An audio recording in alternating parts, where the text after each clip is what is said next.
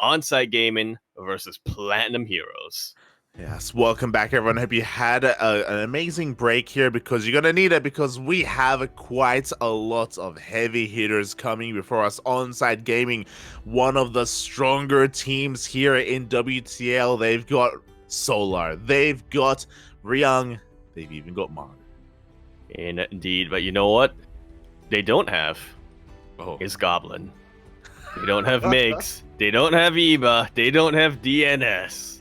It's who true. are going to be our players here, not Eba. DNS is going to be playing, but not Eba. Coming out here tonight, and we're starting things off very, very fresh with our two aces going up against each other. Here we go. Oh god, I can't, Papi. I can't. Cyril is the only S. Apparently. Apparently he's the only S tier player. And the WTL organizers. What the hell? They don't know. They don't know, Papi. They had to take 1 point off of Maru just to keep him in the A. I remember. Him in the A tier. Yeah, I remember. I was talking to Asher about this. I'm pretty sure they docked his mentality because it came out that he was bad mouthing Oliveira after the loss of IM Oh, that's what it was. I'm pretty sure. No confirmation, but I'm pretty sure they docked his mentality for that. So he is apparently not an S tier player. Oh my god, the drama. Yeah, unfortunately, he is only at an 89 rating. So, Tisk. Not even a 69, mate. Shaking my head. As spawning in the top left-hand corner, we have the man himself on Near Humanity for Onsyde Gaming, Maru. And over here in the bottom right-hand side of the map, we have our red Protoss players for Platinum Heroes, Goblin. An interesting haircut. Yeah, here we go. The ace versus the ace. Yo, Maru, assuming the position, already getting ready to smooch. Oh, yeah. It's TVP. He has to. You're not wrong, Pop. You're not wrong, as the hood is now up for old mate Maru. Meanwhile, Goblin, now we've been focusing a lot on Maru, but Goblin is apparently the ace player for Platinum Heroes. He's going to be coming in looking prepared. He was looking quite good last week. If you recall, he was able to play out his series against Team Liquid, where he took a game off of Skilless. He was the only player on Platinum Heroes to take a game off of Team Liquid. So we'll see if he can also fight back against Onsyde. Yeah, we shall see here. Shall see. If you can take a game off of Skilless, you can do anything, really. Against Maru. I would like to think so, as Maru even's going to be rocking that trophy case behind him as well.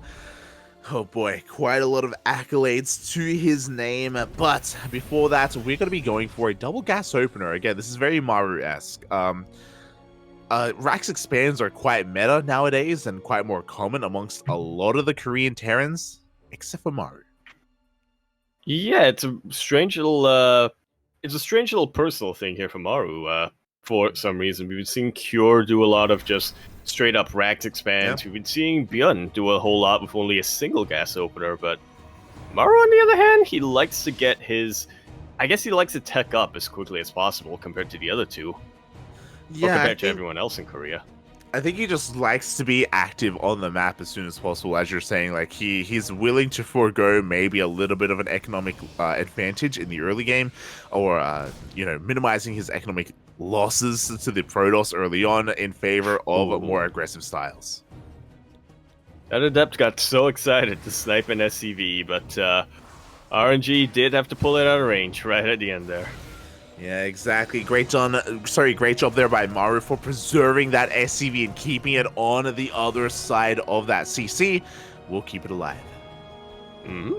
No delays. And of course, it is super important to build your natural base in a safe position like this when you are going for a double gas expand. It is going to be a little bit later, and yeah, your Protoss opponent can definitely do a lot to go across the map and try to get a delay.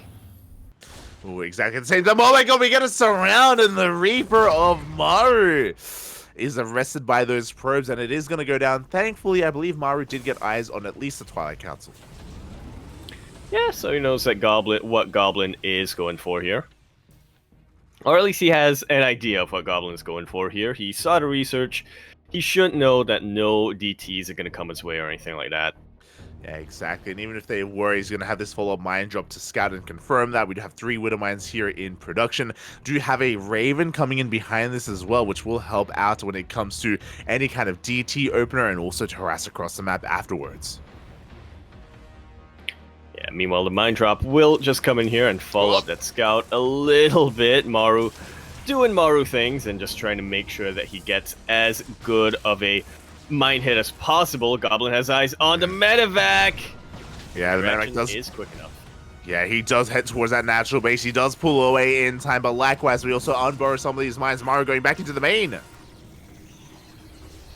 And he is just trying to maximize the mine hit, as we said. The other mine did end up getting spotted and did end up getting taken out. Maru only 1 mine to work off of here, and it really did seem for a while that he wanted to maximize his mine hits here, but concentrating on his medevac a lot. But thankfully, back at home, he didn't really skip a beat when it comes to his build either. He's still getting stim, he's still getting +1, and yeah, at the very least, I guess was able to force a lot of lost mining time here from Goblin. Yeah, I mean, they were showing that with the graphs, how Maru, his economic lead just shot up because because Goblin was forced to just rotate his workers between his natural and his main base for so much. Looks like, oh, the medevac did end up getting taken down, and here we go. Goblin is looking to assert himself across the map. He is going for his own blink timing, but the tank is in position. Yeah, not the most aggressive blink, I say that, but I do believe it was 3 or 4 gates here. We have 3 or 4 gates here from Goblin. Like you said, though, there was already a tank in position. Stalkers try to blink on forward and try to snipe it. They will be able to get it, but they're taking quite a few hits with these Marines. Yeah, nicely done there. He gets one of the tanks. He gets the bunker as well. Stim is not done. Bear that in mind. So Goblin trading quite nicely against this army. Yeah, now you mention it. Maru's not going to be able to chase these stalkers down. He also doesn't have any medevacs for sustainability and whatnot. Oh, I love this little cheeky move with the auto turret. Yeah, the stinginess and the hoarder in me is kind of thinking, but you know, what if you save that energy for later? But in the end, I think it was the right call here from Maru. Just deny map information here from Goblin, and by the time he pushes across the map, he's still going to have enough Raven energy for at least 2 interference matrices if he needs that. Maybe even an interference, so maybe even an anti-armor missile and a auto turret, if that's where he goes. Definitely even pulls a couple of SCVs there as well, and this is 2 in total, but does defend that natural, does defend his tank, and he will be able to say he will be safe and sound. Meanwhile, Goblin is expanding behind this. He does have that 4th Nexus on the way, and he's transitioning into charge. So no splash damage yet, but charges do kind of provide himself a more robust army overall, as he does take another tank volley to the face. Yeah, but while this is going on, he does go into the main base, dip into that main base, and it doesn't get too much economic damage, but it distracts Maru. It forces Maru to play uncomfortable, and it is stretching his attention quite a little bit. Yeah, it's at least tying up some supply in the main base, which is going to be kept here to keep that Prism in check. Meanwhile, Maru is moving out with the rest of his army. At the same time, the Prism does dip back in and is going to be able to take down... not quite. Doesn't get the Marauder, but is looking to at least get out of that natural base as Maru is getting ready to push out, is taking care of those rocks in the middle of the map. Yeah, this is a very important move here for Goblin to try to distract Maru and keep those reinforcements back, as he was saying, because the Robo Bay is only now going to be finishing up. That is... Goblin is only now going to be able to tech into Colossus or Disruptors, as Maru wants to fight. Yeah, and the mine shots were insane. I thought we were going to be seeing some blinks out of Goblin, but no, he takes the mines to the face. So many Zealots and Stalkers going to be going down. Would you have an overcharge? But at this point, it may just be too late. Goblin has already lost so much. Way too little, way too late cut out here from Goblin. He's trying to get a Colossus out right now, but at this point, there's just way too much bio and way too little gateway units. GG is called, and Maru takes game number 1. He's disappointed in himself. It took him that long to take it, but here we go. GG, well played. Solid game there out of Maru as he does take a swig of his water, making sure that everyone at home as well is staying hydrated. And a solid game there as well. Yeah, Goblin initially was trading well with his Stalkers. If you remember, he got a tank, he got a bunker as well, but it feel like he was maybe just a little bit too antsy, just a little bit too eager, did lose a little bit too much, and it wasn't quite ready for that counterattack. Yeah, he got the bloodlust in him, you know. Saw the tank, dove onto the tank, and was able to take it out, but you know, he was also losing a couple of stalkers as a result. I think Goblin might have wanted to. I think the plan for Goblin was to pull a little bit of a mana, and by that I mean get a bunch of. Oh, what's it skill set? Did it? Yeah, one of these other Protoss players who we saw earlier today to just get a lot of zealots and a lot of stalkers. Not quite the Haas style where he just spams stalkers and zealots off of 5 bases, but yeah, just get as many of them at the early game to try to contain your opponent, and then eventually tech into your splash damage. But yeah, unfortunately for Goblin, Maru is not somebody who can really be contained. He loves to be unleashed and out on the map.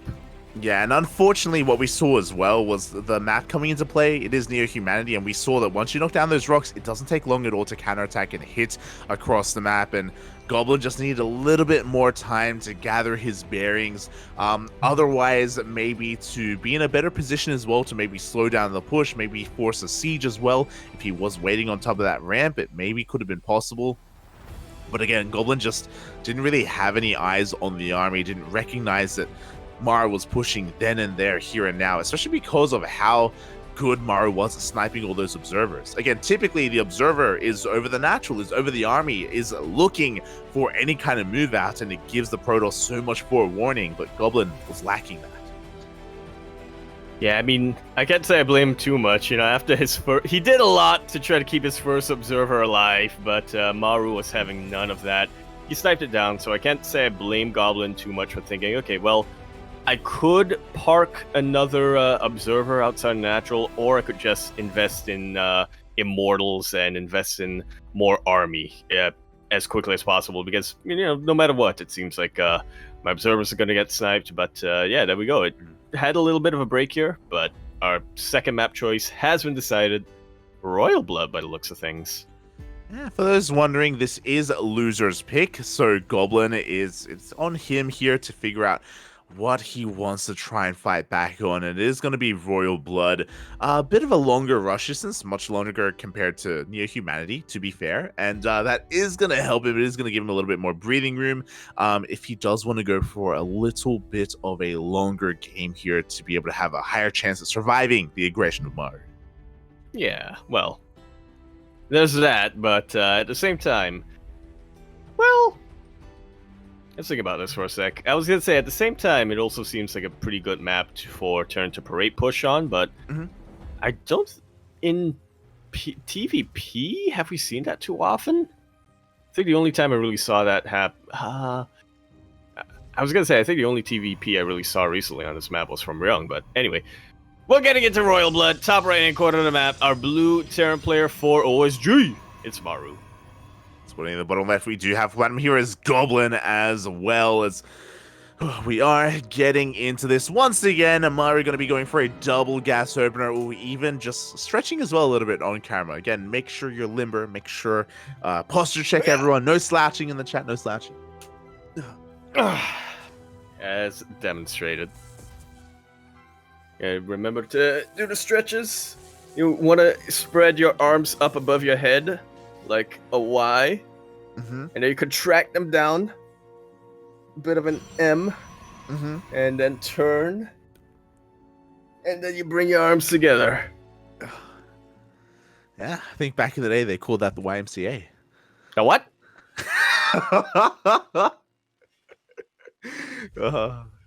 That's a deep cut, and I don't know if anyone in the chat is going to understand that. But here we go. We are getting into our game number 2, and yeah, we saw that Maru didn't really do a lot of probe damage with his Widowmine drop in game 1, but it was about the lack of mining that was really adding up here for Goblin. Yeah, I definitely agree with that. You don't need to actually take out the workers if you can just prevent them from mining entirely. I'll admit, I got a little bit distracted there looking at Maru take a deep breath for some reason. He be breathing, Bobby. He be breathing. And you know what? Who helps him breathe? Shout out to the sponsors here: Doyu, Hypergriff, TGI Fridays, Taidu, and of course, Old Mate Rio. Without these lovely sponsors, WTL would not be possible. Yeah, we wouldn't have our S5 here in the logo. Exactly. So massive shout out to them. Exclamation mark Funada Hojo, because Hojo is no longer a sponsor and they were the best one. So feels bad, man. They were Hojo. Hojo. Hojo. Hojo. It's beautiful. That was their mascot. You're just thinking of Powerpuff Girls right now. God damn it. Shaking my head. As once again, for the second game in a row, Goblin is going to be going for a Twilight Council opener here. Meanwhile, Maru has been making a massive wave of Reapers and Hellions. Reacted Reapers coming up from Maru. It's been a very long time since I've seen this in TVP. He also swapped the add-ons around, so he's going to be making Widow Mines. Okay. Yeah, with this, he's going to be... for drop. Yeah, he's going to be diving on past the units here at the natural. The Stalker was in position, but no, we just run past it. One Hellion is going to be going down, but we are getting into the mineral line. Yeah, a little bit of an unfortunate pathing over there from Maru, and here we go. One Hellion is still enough to get these probes down to just about half health. The Reapers don't have too much trouble cleaning the rest of them up. 6 probes already go down, and this is without the mine drop. Yeah, the mine drop is still coming in behind this, and it's going to be a very committed one because you know what? There are 4 Widow Mines waiting for that medevac, and we have an armory on the way as well. Detection will be required to clean these up. That's why Maru was sighing. He's smiling now. He's realized he's going to get away with it. Or he thinks he's going to get away with it, at least. Yeah, Goblin so far has not been able to get eyes in the base of Maru. He knows that it was a reacted Reaper opening, but he doesn't know what the follow-up is. Yeah, but you know what? Adepts are looking to shade into the main base. They're looking to get into the main, and they do get a full scout. They're going to be able to get a couple of SCVs as well, but they do confirm the armory. They confirm the drop, and a Robo is on the way for Goblin. Yeah, a little bit of a misstep here from Maru. Goblin's going to have quite a bit of time right now to prepare, but like you said, the Robo is only about halfway done at the moment. Should finish up by the time Maru goes across the map with his medevacs, but it's still going to take a while for the Observer to be out. That's true. That's completely true, as we do see Maru going to be committing to the drop. He's not going to be able to get too many probe kills, but as you were saying, he's going to be able to deny any kind of mining here in the main base for quite some time. The Observer is a couple of seconds away from popping out there, and you may have to refresh the stream, Poppy, because I think me and Kuro are a little bit ahead of you. I think so too, yes. Yeah. It's all good, Bobby. It's all good, as the Observer has arrived, and we're going to be able to clean up these mines without any of them getting a second shot. Oof. I was considered not the big, what's the word I'm thinking of here, like denier of mining that I think Maru was expecting here when he went for this build. Yeah, I mean, his Reaper Hellion did great initially. Like, he got a lot of damage done with that. The Widow Mine drop, not so much, especially because we committed to the armory as well. Ooh, we do see the Reapers are stuck there behind the mineral line. They are, but it's also a little bit of a choke point here. The Reapers do get denied, but Maru takes out quite a number of probes before they do. We have 2 tanks back at home for him, as well as this bunker, and these tanks are in such a good position as well. 3 tanks, actually. I didn't even notice the 3rd that was already sieged up. Ooh, yeah, really heavily fortified position here from Maru. He's got the Raven as well to shut down the Observers. He does spot the Observer on the low ground. He goes for the auto turret, and oh, we have the counter blink from Goblin. This time he keeps it alive. I can't tell who baited whom there. In that scenario, Maru tried to take out the Observer, but then Goblin came on forward and blinked and took out the auto turret, but then one Stalker went down and a few more of them got badly bruised because of the tank shot. Exactly, but here we go. We're blinking up into the main base. Stim is exposed, Poppy. He gets 1 volley off. He does force a cancel. Yeah, very paranoid there from Maru. Blink was, or Stim, sorry, was about to finish up too, but I guess he felt that he needed to take the safer choice, and I can't say I blame him too much. Maru starting to lose a lot of Stalkers now. tanks are unfortunately just a little bit out of position.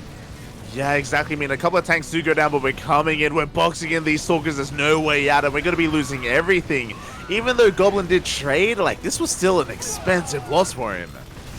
Very expensive loss. When it's all said and done, Maru is only barely behind when it comes to the worker count, so that was necessary damage for Goblin.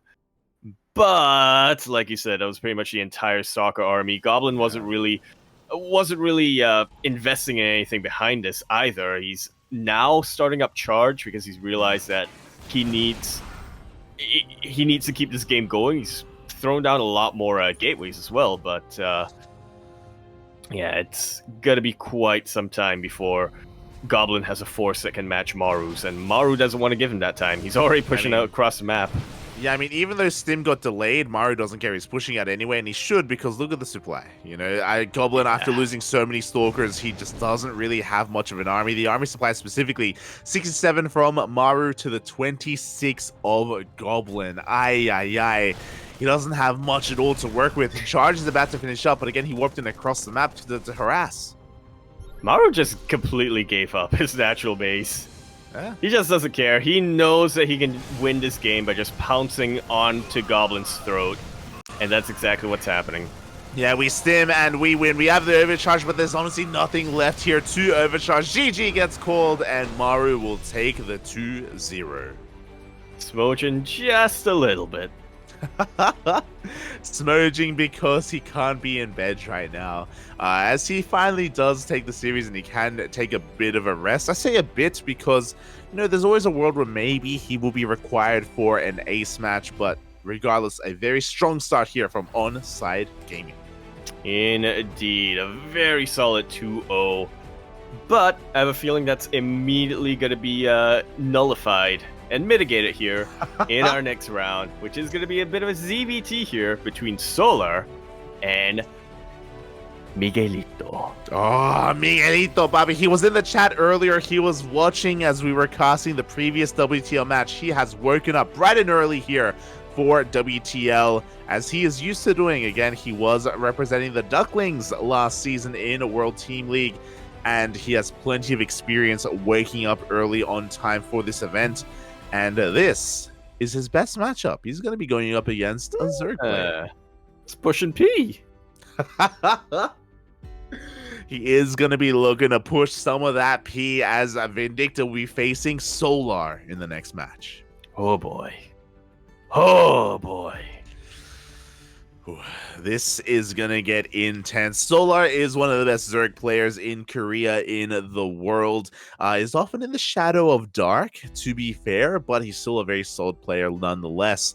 And this is gonna be a very interesting one. I love watching Vindicta in TVZ. I love it so much. I want to see more of it. And yeah, I'm really curious to see what his current form is like, because I know he has been practicing quite a lot in the lead up to ESL Masters. Oh yeah. He has just some of the most active TVZ in the world, and TVZ is already a very active matchup. Even when he goes mech, he doesn't go siege mech.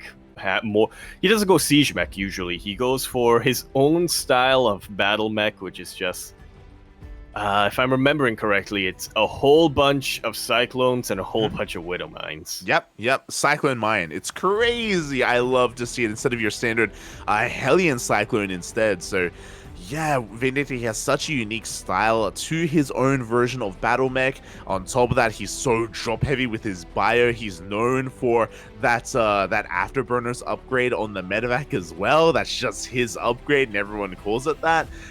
He's a lot of fun to watch, and you know, we're a little bit biased here. We have a lot of love for Vindicta on this channel because he was a Duckling, once a Duckling, always a Duckling. So we're here to support him. Yeah. We still have his copy pasta somewhere on our Discord server. Yeah, you know, like, hey, you can't be the Shaft of Voltron and just leave like that, okay? That's the most. You're staying on. That's his most precious part. It is, Papi. It is. You just can't give it up. And to be fair, he's up against a terrifying opponent here. He is apparently a 9 in form. Maybe. I mean, he is in form. Don't get me wrong. Yeah. Right. On the left hand side we can see 4. Yeah. Meanwhile, apparently a 5 if I may. What's going on, Papi? happening? They have not been pushing P. SC Boy has not been pushing P, I can tell you that much. Exactly. We need to see some more of that P as we also need... How is he doxed on his micro? What the hell? What? That's what he's known for. His control. Mate. Oh, you know. Mate. Mate. Yeah, I don't have an explanation. I can't think of an explanation here. Migs with micro as his lowest stat doesn't sit right with me. So exclamation mark for Funada, the WTL organizers, because clearly something is wrong. Oh boy, as he's going to be looking to go up against Solar on Ancient Sister. Indeed. And oh, yes, as Kuro is reminding us, we do have our predictions coming in here. And I am shaking my head so hard at most of you over playing this prediction game. True, Bobby, true. Exclamation mark Discord in the chat if you want to join our Discord server and be a part of the prediction game and try and place your bets, because a lot of people have bet 2-0 in favor of Solar. 78% of the Duckling community, which is understandable. Solar's the favorite, but Vindicta can punch up. You know, even as a platinum hero, I believe in Migs. Yeah, the shaft, man. It's mighty. Oh, it is mighty. See in the chat, mentality kick W must have mixed them up. True. Migs is known for his smudging. Come on, mate. What's happening? As everyone in the chat, it's time to get on our knees for Migs to please.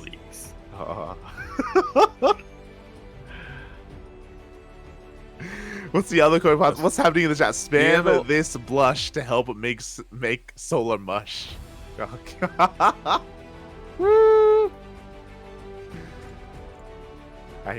alright. It's alright as a copy passer. Yaku is in charge of all the copy passes for our players. Just Am I? So people... Yeah, you are. Yeah. Ah! Even though this one was created by Chase. It was created by Chase. It was. Where is it?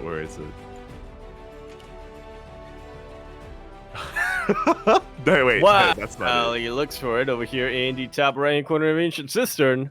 Zerk player for OSG. It's Solar. And as we get on our knees here, we are spotting in the bottom left-hand corner, representing Platinum Heroes, it is Vindicta. Already smojin'. Right in the AM. Let's go. Let's go, Poppy. Let's go. We do see the hoodie on. Fun fact, that is the WTL Winter 2022 season hoodie. He's wearing it. Yeah, the one in blue. Yeah, it's very comfortable. Migs, of course, he was the ace player for the Ducklings last season, and as a result, he got a pin. We also got him a war chest as well, so he does have some WTL memorabilia. You'll love to see it. He does have that VOD on his YouTube channel of the unboxing. Oh, but he's up against a player who has a lot of trophies behind him. Oh yeah. What is that? I think one of them is the Kespa Cup trophy, if I'm remembering correctly. Yeah, one of them's got to be SSL. Yeah, we got SSL. We've got a bunch of dream hacks. Those are the stars in the back as well. Oh boy, so yeah, quite a lot of championships under Solar's belt in his long career of StarCraft. But he's up against old mate Migs, and Migs, you know, he's built a little bit different, mate. Built very different. Let's go look at his Discord. Fitness channel. True, Poppy, mate. Have you seen his thighs? His squats. Poppy. Yeah.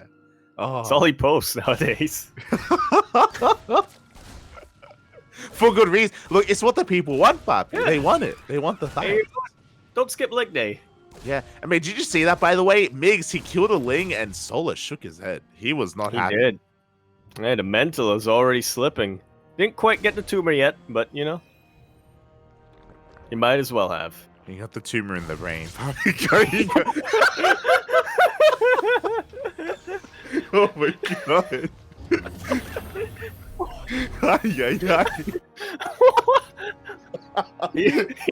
to kill the tumor is what I'm He saying. is a surgeon. Okay? He is a surgeon. He is. You He know? is. Oh He my saved God. them. He saved them. Oh my God.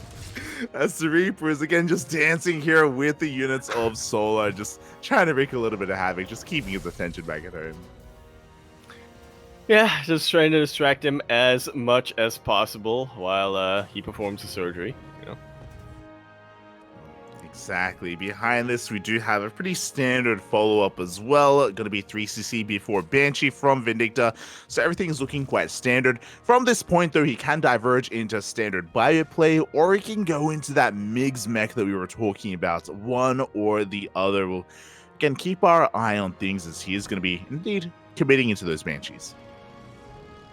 Yeah, so much more active opening compared to going for the Liberator. Of course, this does give him a couple more options, I would say. He can use those Banshees to help support his Hellions if he does decide to throw down an armory from here on out, or he can just, once again, try to go for a good old multi-prong.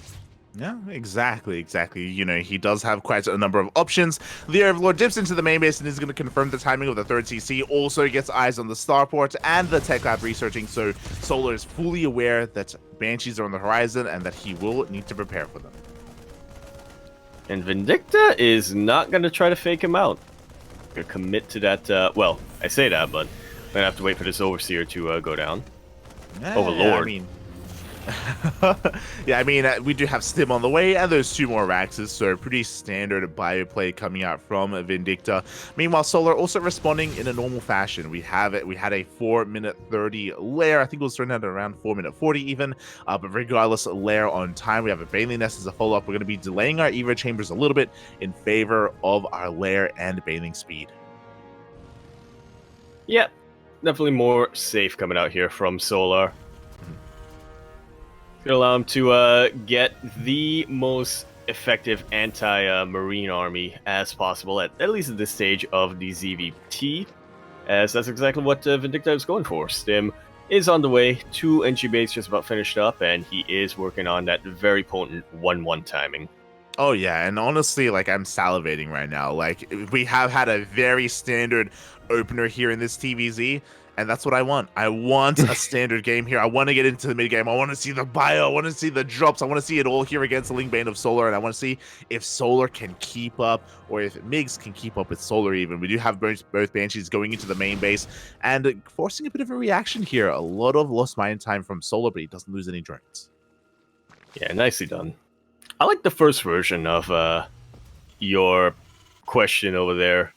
I preferred it better when you were wondering if Solar could keep up with MiGs, but yeah, we'll see. Yeah. As the 4th base is now up and running, Vindicta, of course, has big eyes on that, and he is, gonna start preparing, at least mentally preparing his route here when he eventually does push out. Oh, that he is. The Banshee is going to be dipping in towards that triangular 3rd base, or the now 4th base here of Solar. Not really finding too much damage. The Queens are all in position. Behind this, 1-1 is on the way. Solar is just going to be committing with Ling Bane for the time being. And we'll be keeping an eye on MiGs, and there we go. He's going to be looking to take his 4th CC. He is taking an additional gas at his 3rd base, so he shouldn't be 8-raxing on 3CC. Should be working on that 4th, and yeah, there it is. Yeah, oh, a little SCV popping out of a medevac for us that confused me, but yeah, no bricks coming out just yet. I'm not sure if I'm even using that term right, but no heavy investment in barracks, and no just trying to max out a Marines as quickly as possible just yet. I think you do want to go up to 4 CCs at the very least if you decide to go that style. Yeah, exactly. And now that Solar has recognized that gases were taken, that there is a 4th CC, he is free to tech up even further, head towards the Hydrogen, throw down a 5th base, get a macro hatch, work into that infestation pit as well. Everyone is just kind of, dotting their I's, crossing their T's, just getting into the mid game.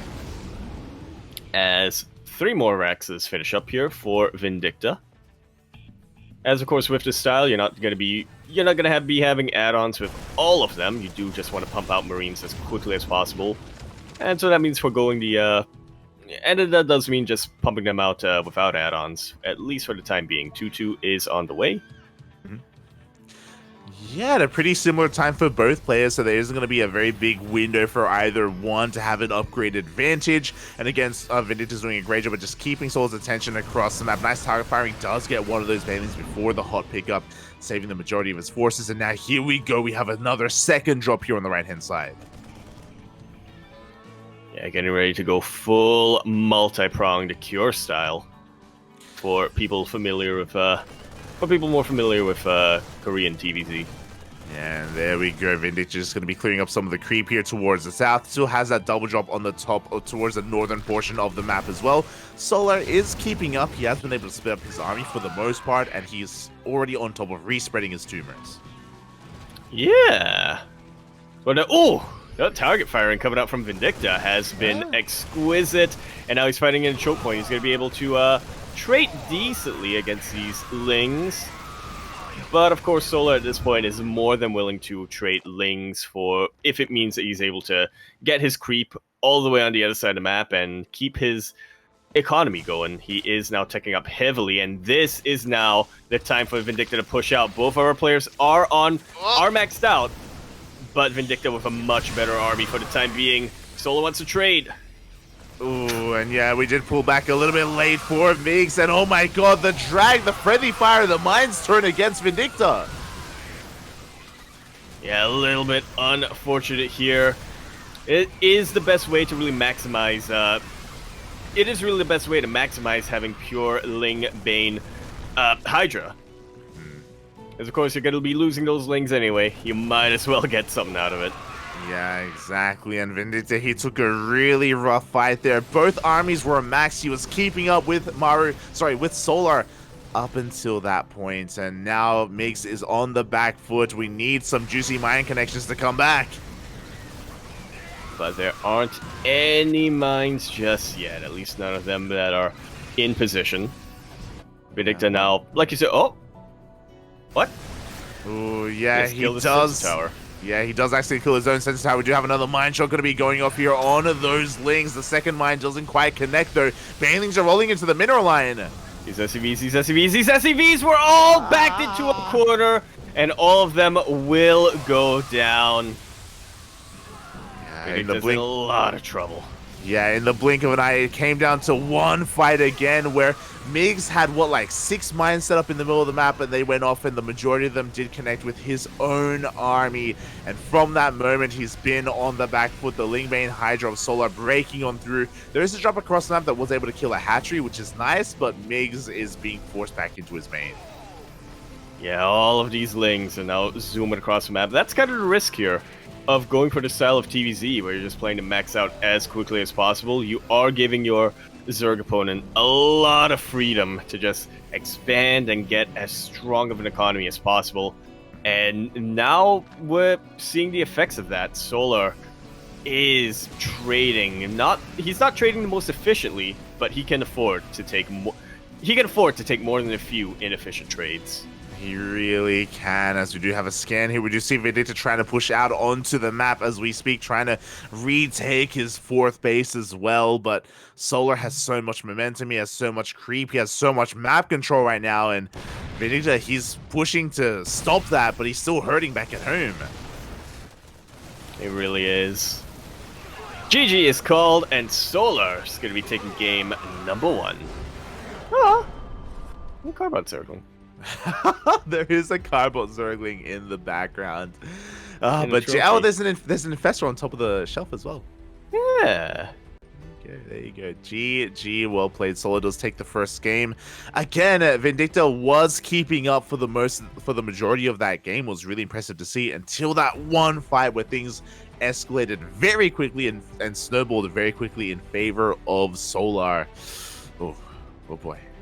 Yeah, it's one of those situations where I think Solar just read the situation perfectly here. He realized that Vindicta isn't playing his normal active style, which is pretty surprising to me. Vindicta was actually a lot more conservative. Even when he went out for drops, he only aimed to clear up creep here and there.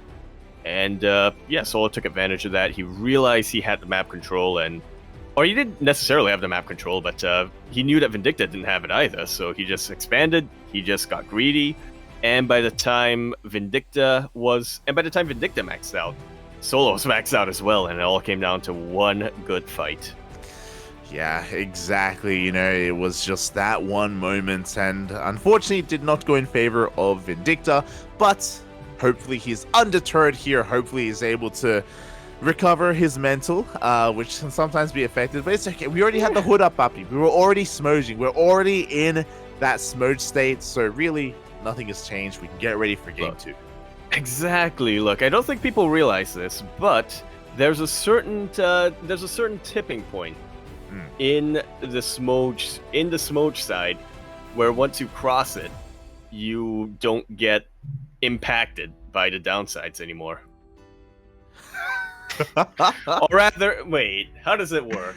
How do I explain this? Yeah, you know, it's one of those things where you start smoging, then at a certain point you become numb to it. You know, it just becomes your normal state of being, and once you hit that peak, once you hit that point, you just transcend. Yeah. It's a little bit like drinking seawater, right? Drinking a little bit of it is harmful, but if you drink enough, eventually the water overtakes this. We'll see. It can still be very effective as we get into game number 2 on Gressvan. Top left-hand corner for OSG. It's Solar. And spawning in the bottom right-hand corner of Gressvan for Platinum Heroes, it is Vindicta.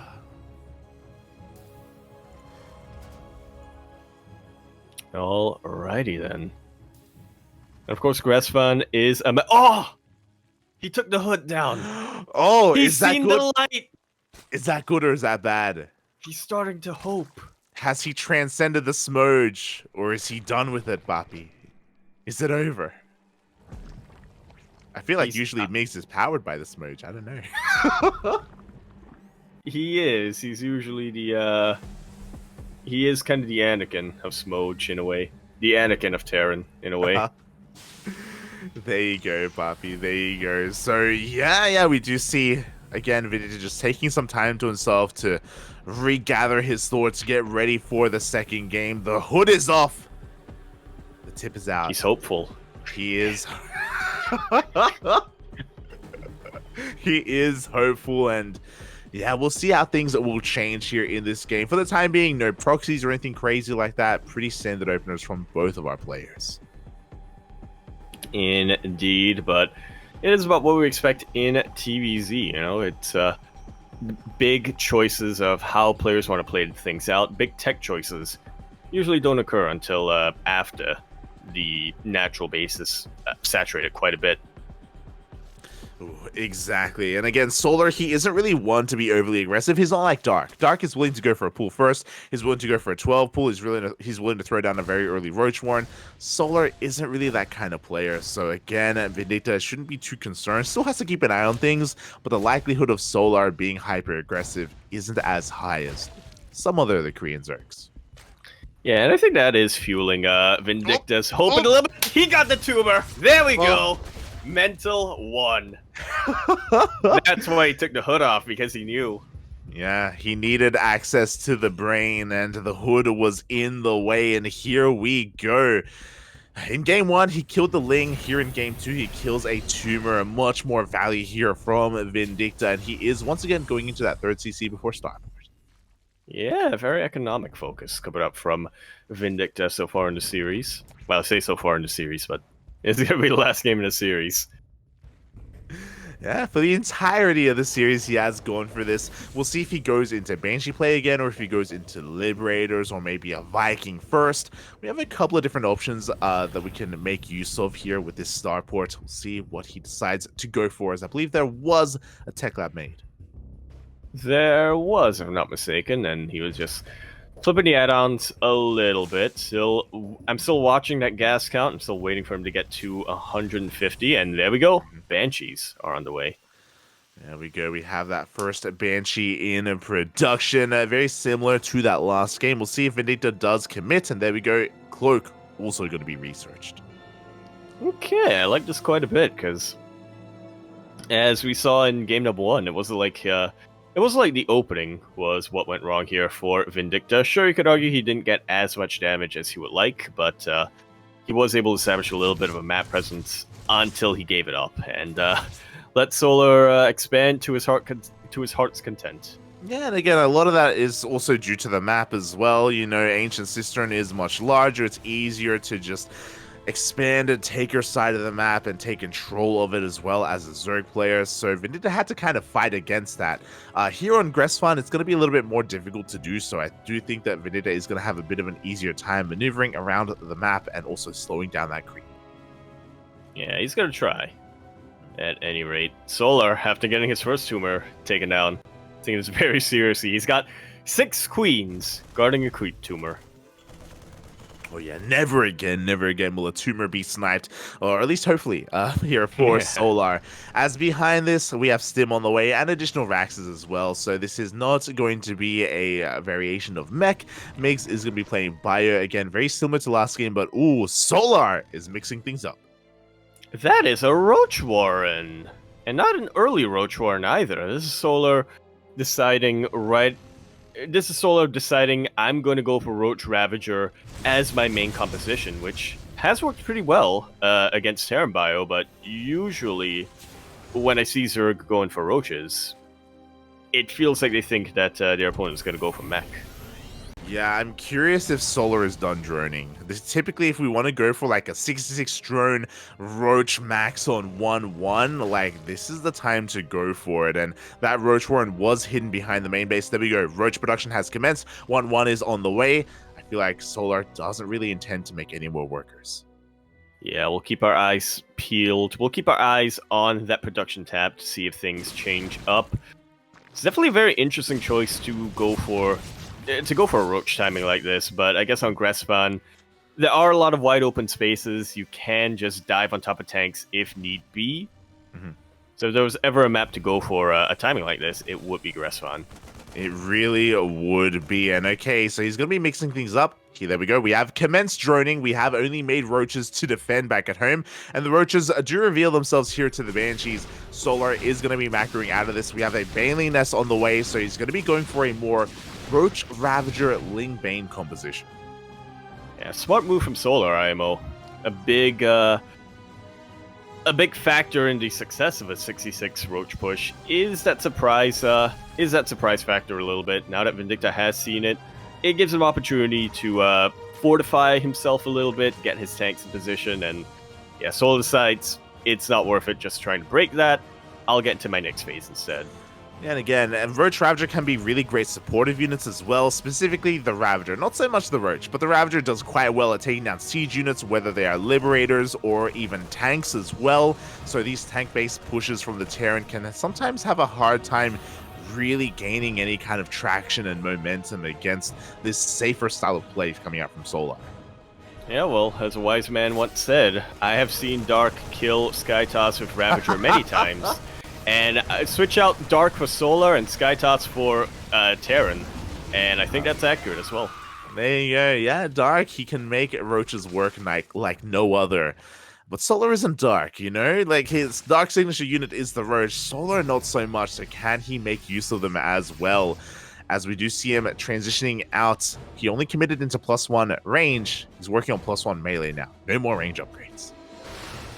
Yeah, switching things up a lot, which is something you can get away with as Zerg when your Terran opponent hasn't been as active on the map, hasn't been trying to really take out any of your mineral lines. At the same time, though, yeah, this looks like it's going to be a bit of a repeat of game number 1, but without Hydras. If we are throwing a couple of Roaches and Ravagers into the supply of Solar here, I think it'll actually benefit Vindicta.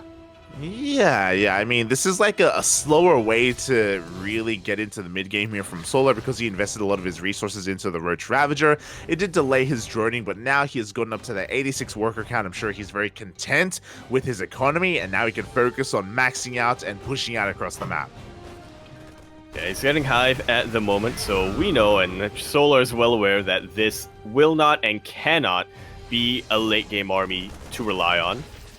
Like you said, Solar's just going to try to trade as efficiently as possible, and then, remax with other units, namely Vipers. Yeah, and that was a juicy mine shot. 23 Lings going down to 1. Widowmine beautifully done. At the same time, another double drop here on the left-hand side is going to be met up by those roaches. So Vindicta not getting too much damage there. But again, the drop play has commenced, and Solar's roach army isn't the most mobile, so he can have a hard time keeping up. We'll see if he can split up his army. Yeah, split up his army, split up his attention, split up everything. Exactly, as now Solar has his hive, and we can see the Observer pointing out we have a bunch of tech on the way. We have a Spire for Corruptors, we have an Ultra Cavern as well for those Ultralisks, and Adrenal on the way. Meanwhile, at the same time, Solar, he's not concerned with the drops anymore. He's going across the map. Yeah, well, he knows. He knows that he can just throw away... He knows he needs to throw away some supply here, and by the time he remaxes, he should be able to deal with the drops as well, provided he reacts in time and pulls workers if he needs to. Ooh, meanwhile, the Banshees are being cleaned up. A couple of drones are going down, but only a handful of them, as the Lings do get cleaned up here at the National Base. These Marines are getting a little bit out of hand, but they don't get any economic damage. Yeah, unfortunately for Vindicta, his attention was elsewhere. He comes to the main base and he scouts the the Ultra Cavern. It's kind of like the Zerg Marauder in a way, but much more expensive and only melee, and also much later in the game. It's big, it's thick, you know. Not anymore. True. You're not helping yourself, yeah. Shaking my head, man. Shaking my head.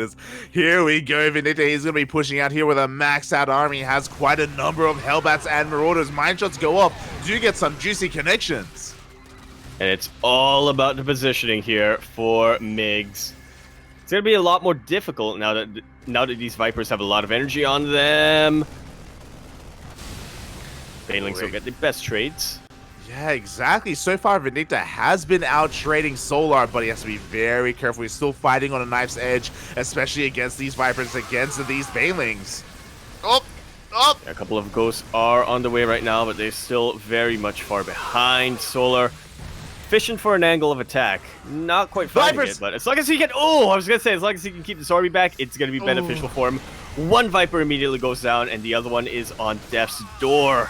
Oh, Smurge, a bit of an A move there. The second Viper survived, even though Vindicta had a couple of Marines in range. I think they auto-targeted on some of the units on the ground instead. And meanwhile, we do have a bit of a Link counterattack, trying to even focus on some of these sentinels. The Banelings are coming in from behind. And they're gonna not quite get their trades just yet.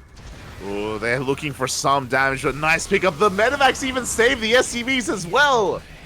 Yeah, love to see it. And meanwhile, the roaches are evaporating in the middle of the map, but Solar has a massive bank. He wants to get rid of these roaches. He wants to get rid of these Lings and Banes and trade them for Ultralisks. That's the thing, you know, even though Vindicta has been trading well, his economy is not amazing.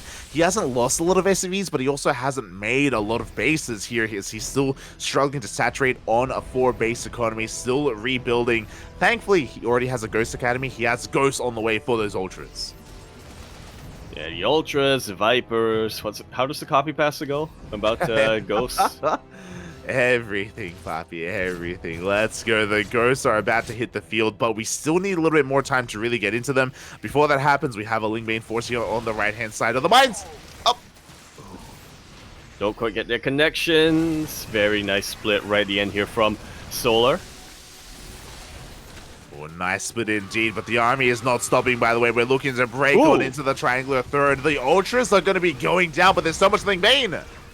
Yeah, meanwhile, there was a snipe on top of it, on top of that Viper, which definitely helps makes out a ton. Ooh. He is going to lose a lot of SCVs, however. He is going to lose a lot of everything here by his third base. Vindicta is dropping a lot of supply. Yeah, this is just a really awkward angle to fight in for Vindicta. He was not expecting Solar to come in from the south. His tanks were not in position to deal with this. He's just being pulled apart here, and eventually he is going to get cleaned up, or should say Solar's eventually going to get cleaned up, but he did get a lot of economic damage done.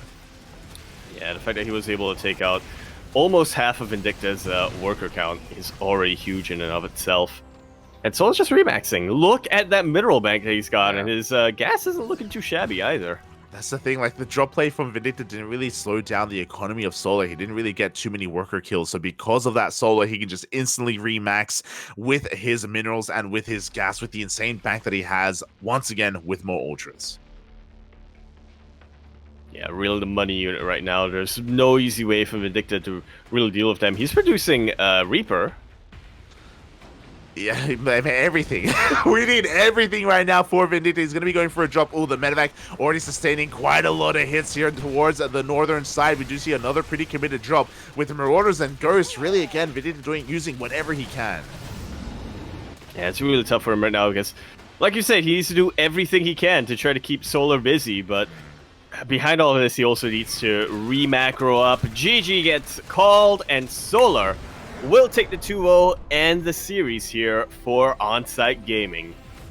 GG, well played. Again, like, Vindicta was keeping up so well, but that attack from the south at that triangular third base of Vindicta really caught him off guard. He had so many tanks out in the middle of the map, he just wasn't expecting Solo to come in from that awkward angle, and Solo was able to do a lot of damage, just catching the SCVs, catching the reinforcements, a lot of the ghosts as well. Oh, that really did set Vindicta back, and Solar takes the 2-0. Yeah, well played here from Solar. You could even see it during that engagement with Vindicta. Like you said, he was trading very efficiently, and he was even trying to force Solar to fight more in the middle of the map when he came in from the south. Where he's like, "My tanks are all here. That's where they're all pointing. I can maybe try to bait or aggro Solar to come into me." And yeah, unfortunately for him, Solo was not taking that bait. GG, Solo takes it for Onsyde Gaming.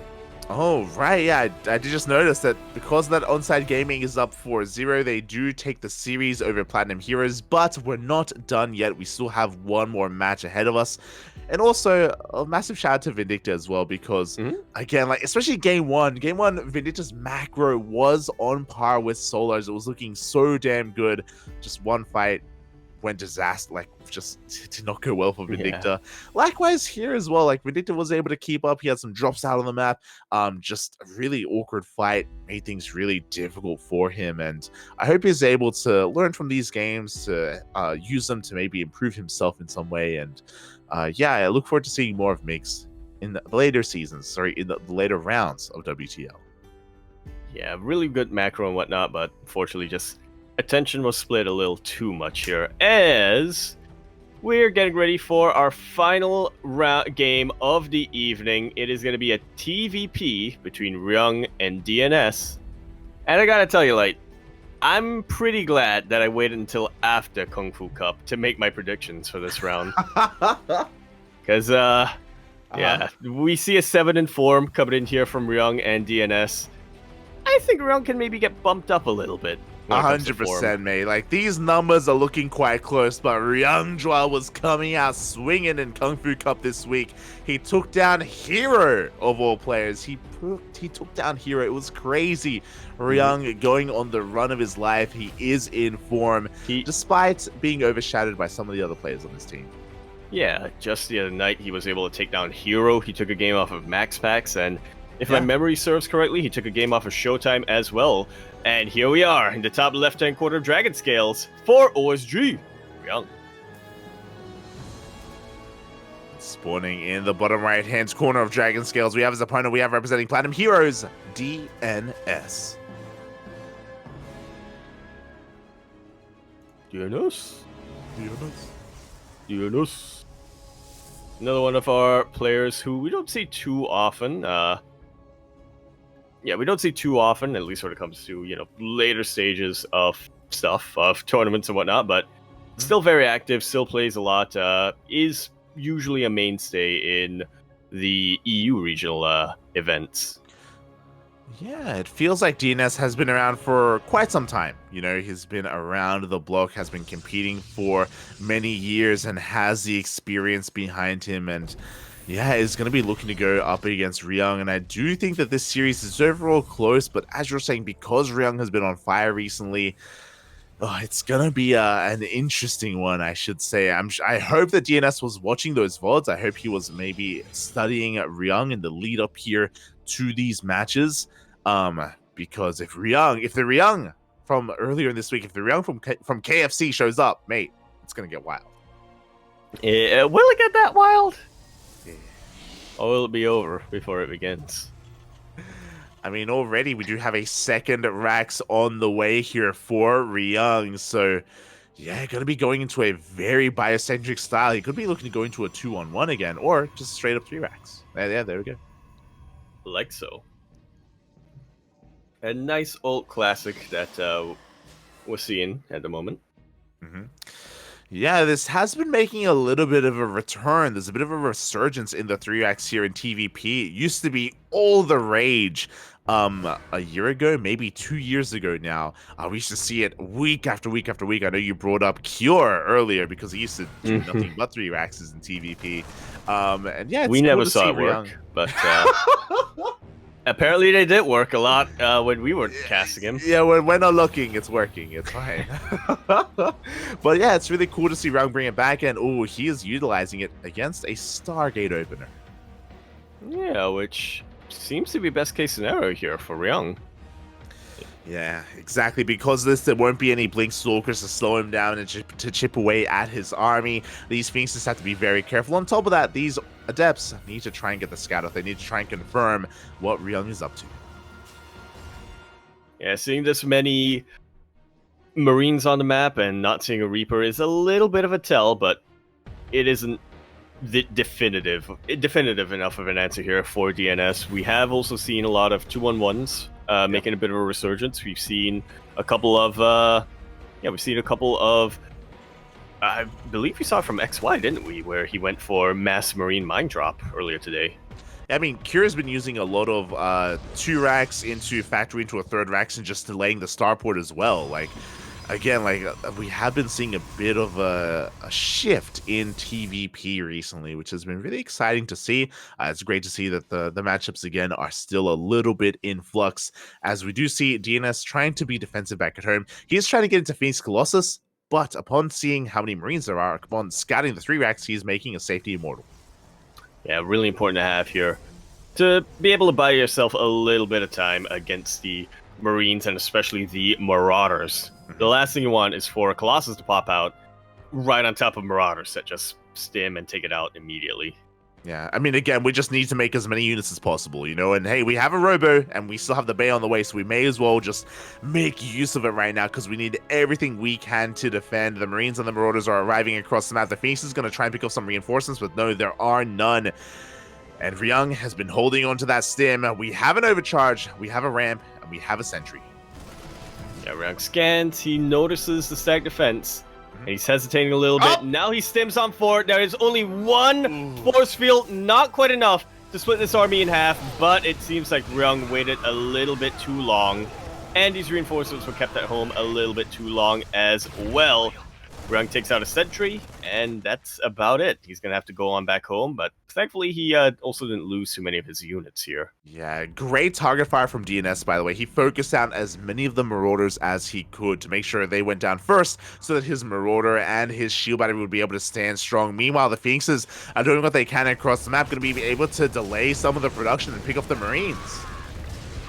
Yeah, like you said, whatever you can really do as DNS right now to really make Ryung's delayed macro even more delayed. Oh, exactly. We do see Ryung is going to try and catch these Phoenixes, and oh my god, it looks like he may, but no, DNS is looking. Yeah, Ryung just turns around, and we're getting ready for round numero dos.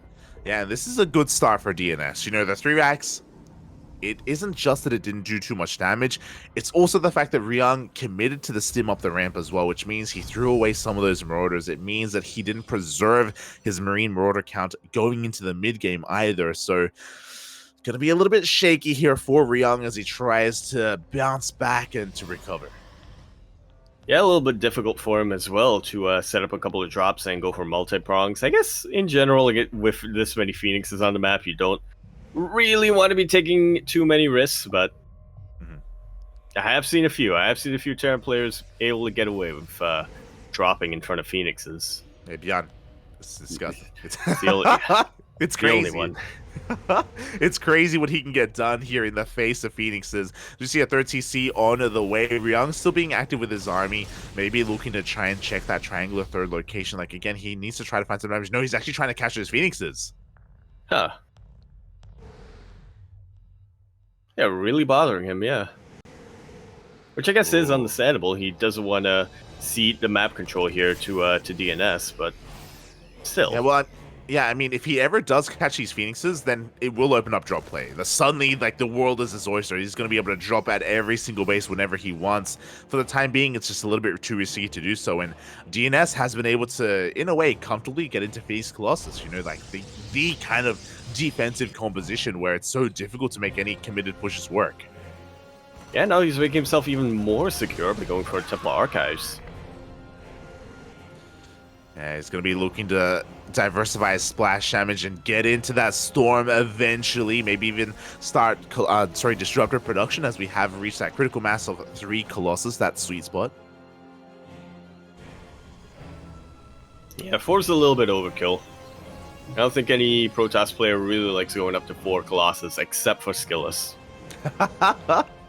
He loves it. He likes it, puppy. He likes those Colossi. And yeah, from here, things are going to be settling down. DNS's third base is fully saturated. He's going to be working on a 4th as we speak. And yeah, Ryung, like, despite having all this, like, bio outs, we can see he wants to be active. He wants to be aggressive. He wants to do something with this army, but he just can't because of those pesky Phoenixes. Yeah, he's really just snaking around with his bio army in the ground. Like you said, unable to really get much done, but he really wants to. Now that 2-2 has just about finished up, from what I can tell. Yeah, Ryung's gearing up and going for round 2. He has a lot of tanks. He has a couple of Vikings to deal with Phoenixes and Colossus as well. But it's all going to come down to positioning here. Ooh, it really is. We do scan ahead of time, and he does get eyes on the 3 Colossi, and that may be making him think better of this push. At the same time, we have a Prism going into the main base. I believe we have reinforcements ready at home to defend, though. Yeah, Prism hasn't gone down just yet. Now it has. And the Warped-in Zealots have been dealt with. Only 4 SCVs go down, and Ryung, more importantly, does not have to turn back. He can send all of his reinforcements across the map as well. No 4th base on the horizon here for Ryung. He wants to end it. He really does. The Liberators are coming out behind this. The Ghosts haven't arrived yet, so he doesn't have those EMPs. The Vikings going to try and chip away at these Phoenixes. It looks like they will get one. Disruptor will zone away the army for the time being, but will also immediately get taken out. And it's from DNS. He's trying to out-surround Ryung's surround here. Yeah, and here we go. The Phoenixes come in. They lift up the tanks. We have a couple of reinforcements coming in from behind, but the Colossi are pushing on forward. It looks like DNS has broken this contain. Yeah, these Vikings definitely a little bit distracted, going after the Phoenixes, which allowed the Colossus to take out whatever it could on the ground. Now DNS, like I said, has broken out of contain and is primed for a counterattack. Yeah, he has the momentum right now. The boys are being pulled to repair and to help buffer as well, but I don't think there's enough on the ground. The 3 Colossi are still alive. Like so. Not a lot of anti-air, so Liberators can definitely put in a lot of work, but this is still a very hefty loss from Ryung. Shaking his head a little bit over there. That push was designed to kill or at least cripple his opponent. The fact that he didn't get anything done and now he's taking damage, this is a little too much at this stage of the game. Yeah, I'm a little bit surprised that after Ryung saw the 3 Colossi that he stuck around. I feel like at that point we may just respect the army and back off, because clearly DNS had so much working in his favor. But Ryung, he went for the fight, did end up getting caught out, and now we see DNS fighting back here for his team, for the Platinum Heroes, looking to put a point on the board. Woo! He hasn't done it yet. He's looking for it. Yeah, he's looking for it. But there we go. GG is called, and DNS will put a point on the board here for Platinum Heroes. Can he get the 2-0?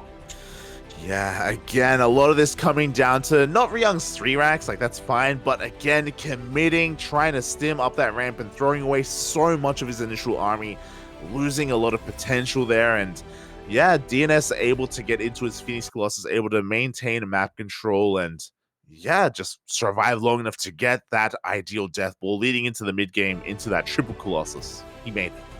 He made it. I had a point here. Wait. Yeah. Yeah. I somehow lost my train of thought for a second there. Yeah, right. Now I remember. So what you're saying is he should have pulled the boys at a certain point. But I mean, I don't know. Okay, I do feel like this is something that we see quite a bit with Ryung. He goes for big committed pushes, and it doesn't seem like it seems like these are pushes that are meant to end the game, but he doesn't commit fully to them in a way. He wasn't making a fourth base. It's kind of like he's in a Goldilocks situation, right? He's not making a fourth base, so he's not pushing to secure an expansion, but he's also not going completely all in. Yeah, if you're talking about the push where he was, the final push basically, where he was pushing out into those 3 Colossi, whether he should have pulled boys then and there, it's possible, right? Because that's just, there was no 4CC. There was a Ghost Academy, but he didn't have any ghosts. That was the weird thing about that push, is that we had like higher tier tech behind it, but not as a part of the army. Like he had Liberators on the way and he had Ghosts on the way, but they weren't on the front line. So it's like, what are we doing here? Like what's the plan right now? And Ryung, his plan was to just sit and wait, I guess, for the Ghosts and Liberators to arrive, but DNS was not going to give him the time that he needed. He pounced on the opportunity, he shut it down, and taking 1 game is already a great job here for DNS. Really is. I think that is something, I think you might have caught on to something there where I don't think, even though Ryung pushed out, I don't think he wanted to fight just yet. Yeah. I think it was he wanted to establish a bit of a foothold on top of that ramp, and to allow DNS to push into him in a way, to maybe have DNS overreact a little bit, push into him, push into siege up tanks and Liberators and whatnot. But DNS kind of realized that I have a stronger army right now. If I give you time, that's exactly what's going to happen, so I might as well just take this out while I still can. And it worked out really, really well for him. Really great decision-making coming out from him, and in the end, he is able to restore a little bit of honor here for Platinum Heroes. Yeah, maybe some overconfidence out of Ryung there, just because he is maybe, riding or still like on cloud 9 after that insane Kung Fu Cup run. Like he did really well for himself, especially in TVP, and maybe a little bit unfamiliar with DNS, as he is more of like around the middle of the pack in the land of Europe, so he didn't really expect DNS to be as assertive as he was. But again, no fear out of DNS, really well handled the situation, and now we're getting into game 2. Here we are in the bottom right-hand corner of the map for OSG. It's Ryung. And spawning in the top left-hand corner of Babylon for Platinum Heroes, leading the series 1-0. It is DNS.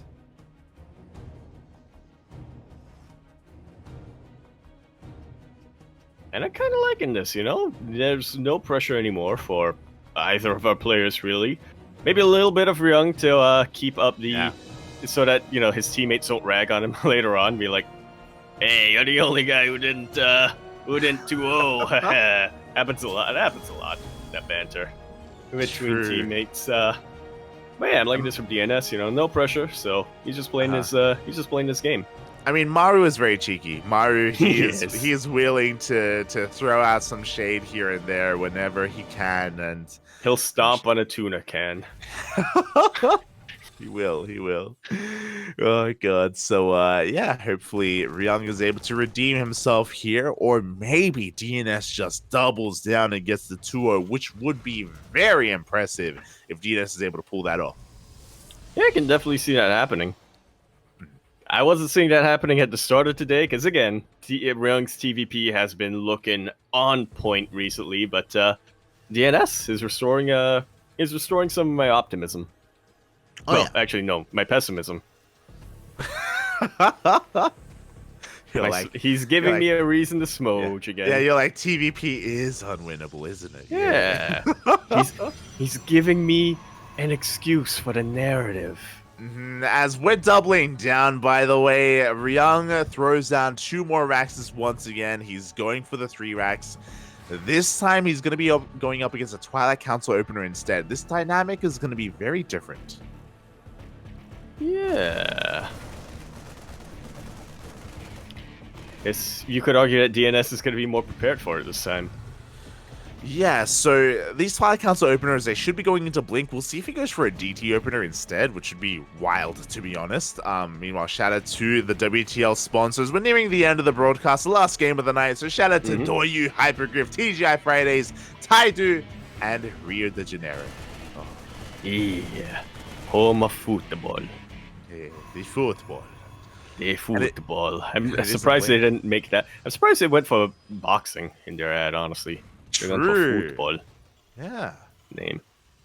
Shaking my head, shaking my head. But it is going to be a DT opener here from DNS, so this is going to get interesting. The reason why Blink openers are typically really good against the 3-axes is because you're very active with your Stalkers, and you chip away at the Marines if they try to move out. If they stay back at home, then your Stalkers are going to be threatening the bases, because typically tanks are required, right? Tanks are required to defend your bases against Blink Stalkers, and without them, then the Protoss can kind of have their way with you.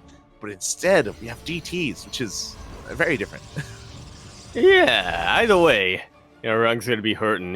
He can stim to try to deal with Stalkers, but he's still going to be stimming a little bit early on. DTs, I would say, is high risk, high reward, because you can kite DTs very easily with Marines, provided you have detection. If Ryung isn't over-muling, they should be able to deal with this pretty easily. He actually will catch this Warp Prism and will scout the DTs. 2 of them do finish up, but the Warp Prism is dealt with. Ryung doesn't have a scan just yet, but he can buy himself some time and wait for a scan.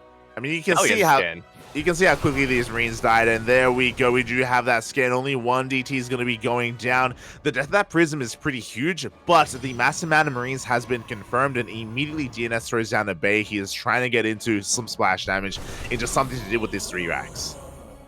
Yeah, it's one of these situations here where that went about as well as it could have for Ryung, but it's still a benefit for DNS at the end of the day.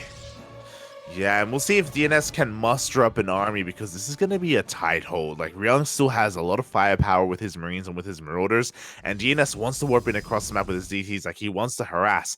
A third base is ambitious. I don't think DNS can ever really get one up. Not right now, anyway. He's thinking about it, but yeah, thankfully he didn't commit too hard just yet. Pylon will go down, and Ryung's just going to find an opening if he can. There's already detection here, but the turret is a little bit exposed.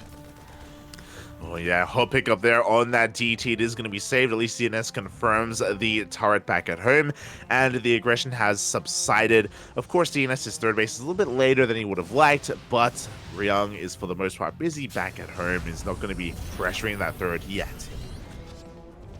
Yet is the important word here. Ryung being very conservative with his scans, and I do like it quite a bit. Oh, that seemed to be a bit of a misclick. Yeah, not so ideal here. Ryung is having a hard time keeping up with this DT. It's not doing an insane amount of damage, but that scan was quite nice here for DNS. Do you have another DT over here at the triangular third location? We have another scan. Finally, the DT goes down. Up. And he's waiting for the show us the prism. Okay, what's can he? I'm pretty sure he got it. Look, I would assume so. Yeah. Yeah. Look, we love our observers. Shout out to the WTL observers that, of course, are providing us this clean feed tonight. Yeah, but when we see Marines stim towards the prism, we want to see the prism die. Okay.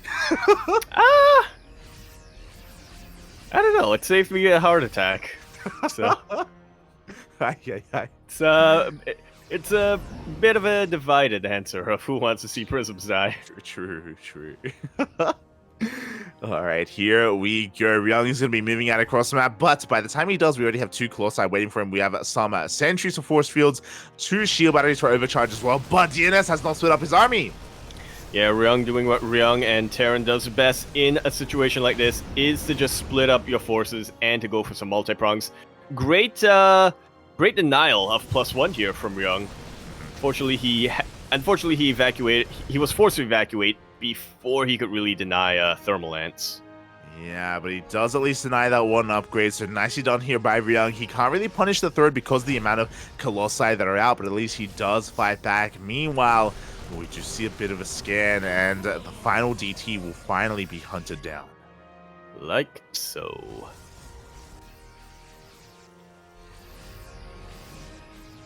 And things are going to be slowing down quite a bit here. DNS is going for a little bit of a gateway explosion. It's 3 more gateways compared to the... What is he on right now? 3 or 4? So, yeah, 6, 7 gateways by my count.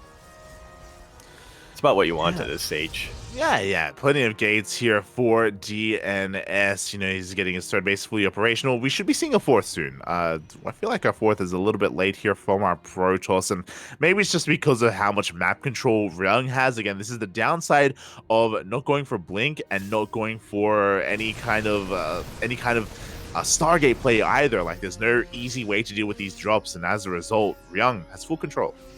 Yeah, he's just taking up pylons left and right. And like you said, more importantly, he's also making DNS uncomfortable. He's making it so that DNS never throws on a 4th base. He has a probe ready at the lower location by the looks of things, but... Oh no, that's a Marine! Oh, yeah, we do see the Prism gets caught out by that Marine. We do see DNS trying to clean up whatever he can so we can eventually take another base. Disruptor production has commenced. We have a second Robo on the way for the double Disruptor production. And yeah, DNS is looking to diversify his splash damage.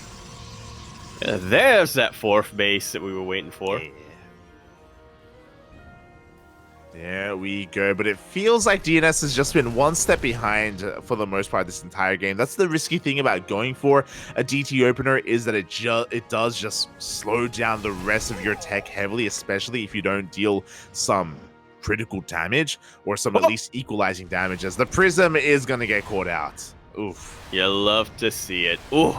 You know what? I changed my mind. Like, I love seeing Warp Prisms go down now. That was beautiful. Yeah, this time we did not pan away. Maybe the Observer's a Protoss. I don't know. that would maybe make sense. He didn't name himself after rain. Hey, true.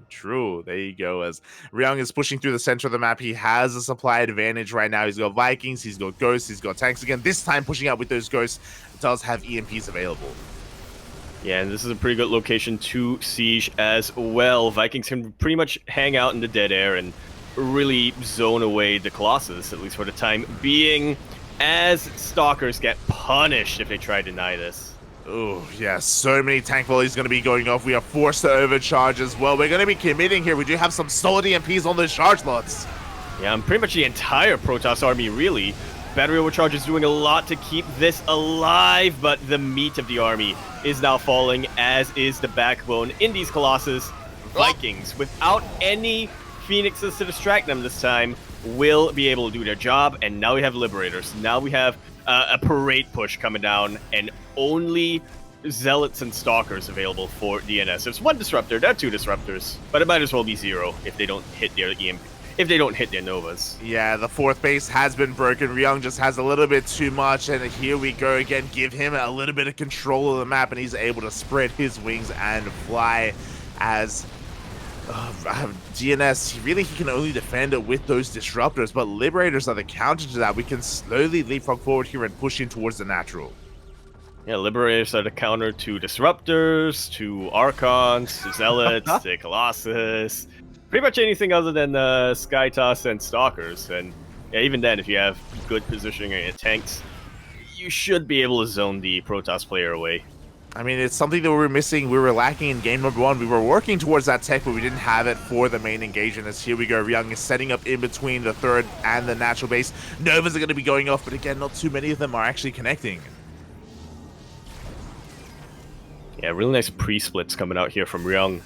Really making sure that he doesn't, or really making sure that he's never caught in a position where he has to split in a split second. Yeah, exactly. And here we go. The Liberator's just pushing ever closer here in between the bases, just pushing DNS further and further back. He does have a concave that's being set up, but that Liberator cannon is just getting higher and higher. Yeah, at a certain point, the concave is, you're going to set up a concave to basically get Liberator down. Freedom down. Yeah, it has to be an equivalent to biling down for Liberators. There needs to be. We're going to be raining freedom down upon the Protosses. Here we go. We're pushing on forward. The Colossi have arrived. DNS is going to try and break free. Yeah, I'm worried that Ryung may have move commanded a little bit too much. Bio is starting to fall left and right, but here come the reinforcements. Oh, but the reinforcements are getting caught out a little bit. They are, as you said, there was a massive surround there from those charge shots. Ryung it looked like he was panicking a little bit there as the army did collapse on him. And as a result, DNS is able to push him back, and he is sneaking out of fourth base towards the bottom left. Yeah, if this goes undetected, that's going to buy DNS so much time and so much resources as well. But that is where, that is where Ryung is going to be checking. Oh, yeah, he goes for the scan. His army does head in that direction, and the fourth base has been found out. It will be going down. Thankfully, a lot of the probes are going to be rallied away. They're going to be saved, but the Nexus is going to fall. Meanwhile, DNS, he's just going for a bit of a pseudo base raid here, trying to catch some of these units out of position. Yeah, and he's going to be able to clean that up, but now the rest of the army for Ryung is coming home. DNS does not want to overextend, and he doesn't. Yeah, he trades a base for like a tank and a handful of units, and it was a good trade overall for DNS if he hadn't just lost the base, if he hadn't lost that Nexus. And here we go, he's pushing on forward. Massive EMPs on those Archons. Huge EMPs, they pretty much evaporate with the rest of the army cleaning them up. Now we have 3 Colossus though, and this Bioforce isn't too long for this world. Disruptors are going to get caught out though, and the rest of the army of Ryung is converging on top of this. The entire army of DNS goes down, and GG is called. Ryung is going to be able to tie up his match 1-1, but again, his team had already won at this point. It's true. GG, well played. Ryung does at least take the second game in a much more commanding fashion as we typically expect, but a lot of that did come down to the opener. Again, going for a Dark Shrine opener is a really risky move, and you do give up on a lot of map control because you delay your Blink, you delay your Phoenixes. Those medevacs have so much more free reign, and as a result, we did see Ryung having a lot more freedom. Yeah, a lot more freedom, a lot more control is how I describe that. Game number 1, he really wasn't able to control the pace of the game like he normally wants to in a TVP. And like you said, it pretty much came down to the openings. Once he gave up his Marauders, he pretty much gave up control of the map. And game number 2, on the other hand, once he was able to deflect the DTs, there was nothing holding him back.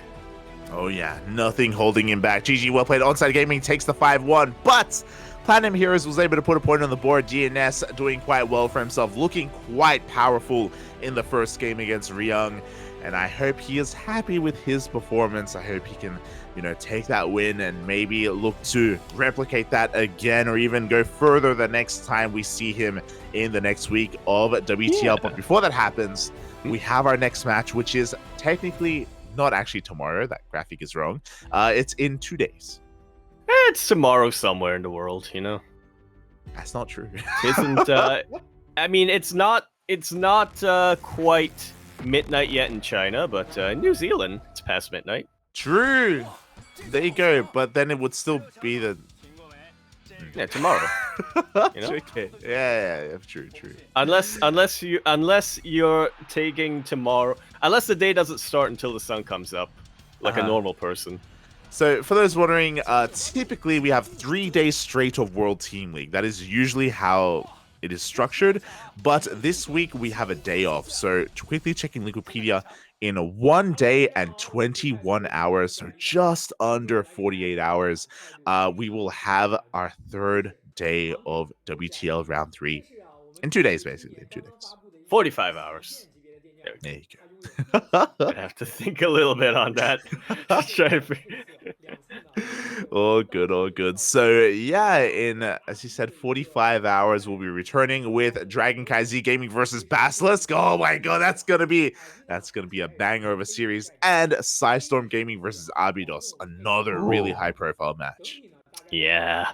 I'm really excited to see how close Psystorm Gaming and Abydos are going to be. I think that was one of the hardest predictions, one of the most difficult predictions I had to make, because I really didn't know who would be able to come up on top there.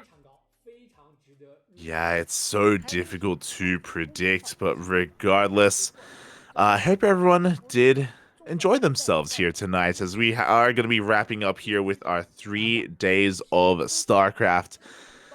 Oh boy. Sorry, three casts of StarCraft. We started earlier in the morning with KSL, into GPO, and now into WTL. Yeah. Pretty intense. We had the cast of StarCraft Pass this morning. Mhm. Cast of StarCraft Present with GPO. And this was the cast of StarCraft Future. Okay. And tomorrow we're going to do it all again. Yeah, there we go. Get the epilogue. There we go. So GG, well played to all the players and teams that did compete today. Again, good games were had. A little bit unfortunate that Breaking GG was unable to compete today, but hopefully he's able to. Hopefully there was nothing serious and everything is okay. Yeah. Fingers crossed over there. Fingers crossed, Papi. And with that, we're going to be wrapping on up here. Our next broadcast is going to be tomorrow. It's going to be tomorrow in in less than 24 hours. I believe we're going to be going for a little bit of a replay cast. Dave Testa hosted a tournament on Friday with some new